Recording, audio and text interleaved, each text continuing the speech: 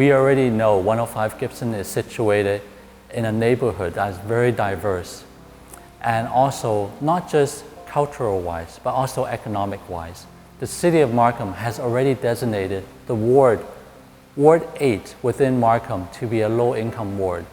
Also, right underneath us, right south of 105 Gibson Center in Toronto Ward 22, that has also been designated as a low-income area.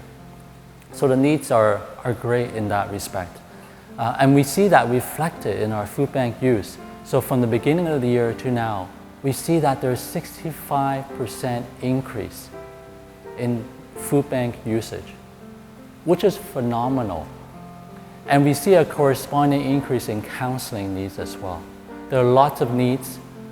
How do we address some of these needs? We know that the Canadian Mental Health Association has said 1 in 5 people of all ages has experienced a mental health issue or illness in any given year. That's a huge number. And now, and this is in 2013, and people would say that number is probably higher, 1 in 3, I don't know. But the mental health needs coupled with the physical needs are great within this community. To address some of these needs, what we have planned is Phase 3 development. First phase of 105 Gibson Center has been to build this building, to renovate this building, to add in a full-use gym, to add in a food bank service. Second phase was to bring in Abundant Life Institute for older adult services, for youth services, and also a thrift store that has the idea of reduce, reuse, and recycle, which is very important. Now we're into our third phase. We want to address the mental health needs. We want to address that environmental need that we so often hear about. Reduce, reuse, and recycle has been in a lot of our years. How can we, as a consumer of energy, also help out in the environment and care for God's creation? So we want to reduce the carbon footprint. We want to reduce the carbon emissions ourselves by making our place more insulated, by promoting a lifestyle that is eco-friendly, such as bike.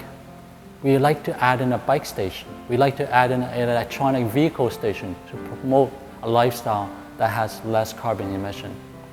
And thirdly, we want to make sure our center allows for everybody to be included. So those who are unable, because of their ability, unable to open doors easily, we want to make sure there's mechanisms to open doors. And we want to make sure everywhere we reduce echo in this place.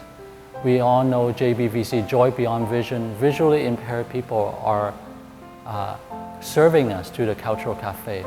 Echo and sound acoustics really matter to them. I've tried it myself.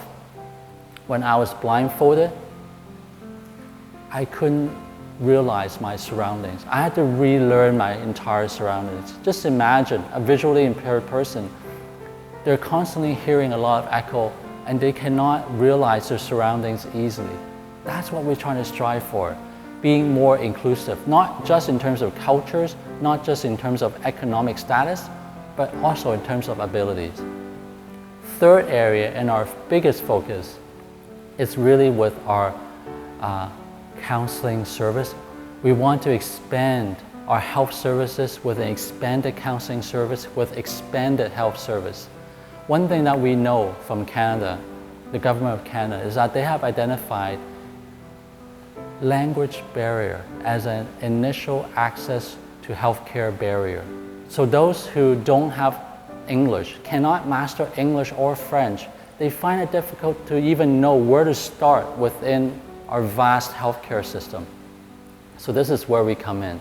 We have Spanish speaking liaisons, we have Arabic speaking liaisons, and we will add more so that everyone here will know how to access our beautiful healthcare system through our language appropriate services built in our expanded health service in Phase 3. That's what we strive to do.